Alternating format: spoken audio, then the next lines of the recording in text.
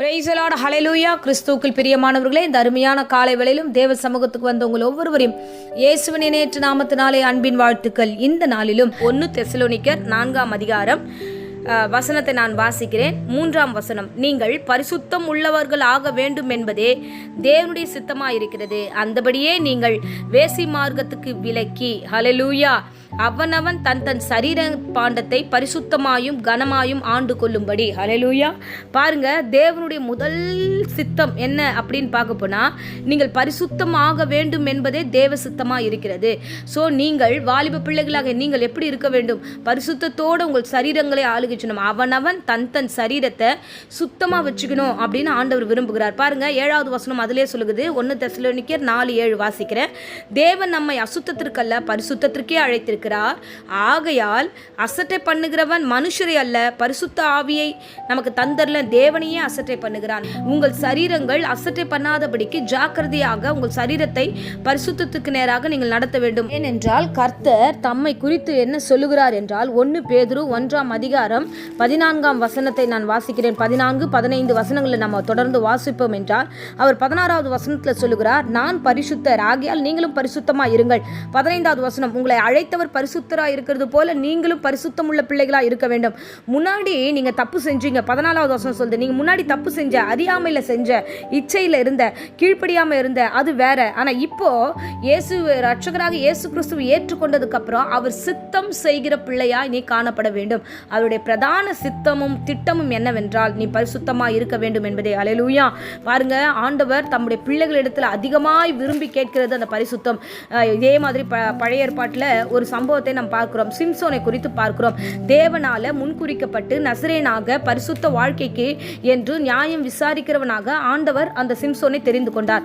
ஆனா சிம்சோனுடைய காலங்களில் என்ன ஆகுது அப்படின்னா, அவன் பாவத்து நிமித்தமாக, இச்சை நிமித்தமாக ஒரு பெண்ணை பார்க்கிறான், அந்த பெண்ணோட லவ் பண்றான். ஸோ அது நிமித்தமாக சில இச்சைகள் அவனுடைய வாழ்க்கையில் உள்ளே வருகிறது. இதனால அந்த பெண் ஒரு காலகட்டத்தில் அவனுக்கு கிடைக்காம போகும்பொழுது அவன் நீட்டா எங்க போறான்னா, ஆண்டவரே இந்த பெலிஸ்தர் என்னை ஏமாத்திட்டாங்க, இந்த பொண்ணை வச்சு என்னை ஏமாத்திட்டாங்கன்னு சில விஷயங்களை சொல்லிட்டு அவன் திருப்பி ஆண்டவர்கிட்ட மன்னிப்பு கேட்டு, நான் இனி அந்த பாவத்தில் போக மாட்டேன், பெலிஸ்தர் பொண்ணை நான் பார்க்க மாட்டேன்னு சொல்லியிருக்கலாம். ஆனால் அவன் சிம்சோன் அப்படி போல தப்பான வழியில் போயிட்டோமேன்னு சொல்லிட்டு மறுபடியும் திரும்பி ஃபீல் பண்ணாமல் அதுக்கும் மேலே ஒரு தப்பு செய்கிறான். பரிசுத்தவான், நியாயாதிபதி, தேவனால் தெரிந்து கொள்ளப்பட்டவன், இஸ்ரவேல் ஜனங்களை காப்பாற்ற வேண்டும் என்று ஆண்டவர் அழைப்பு பெற்றவன். இப்போ அவன் எங்கே நின்றுட்டான்னா, 16ஆம் அதிகாரம் நியாயாதிபதிகள் 1 வசனம் சொல்லுது, அவன் ஒரு வேசியின் வீட்டை கண்டு வேசியின் இடத்துல போயிட்டான். ஹல்லேலூயா. பாருங்க, பரிசுத்தவான் இருக்க வேண்டிய இடம் எங்கன்னா தேவனுடைய ஆலயமா இருக்கணும். பரிசுத்தவான் எங்க இருக்க வேண்டும் அப்படின்னா, பரிசுத்தமா இருக்கிற இடங்களில் இருக்க வேண்டும். அசுத்தமா இருக்கிற விபச்சார வீட்டில் போய் அவன் தங்கினபடினால அவனுடைய மேன்மை இழந்து, அவனுடைய ஆசீர்வாதம் இழந்து, கடைசியில அவனுடைய பரிதாபமான ஒரு நிலைமை பாருங்க. பெலிஸ்தர் அவன் என்னவா ஆகுறானா, பெலிஸ்தர் அவனை பிடிக்கிறார்கள், அந்த சிறைச்சாலையின் கம்பியினால் அவனை கட்டுகிறார்கள், நீட்டா 2 கையில கட்டிட்டு மாவரைக்க விடுறாங்க, அவனை மொட்டடிக்கிறாங்க, கண்ணு 2த்தையும் குருடாக்குறாங்க. ஆமேன்.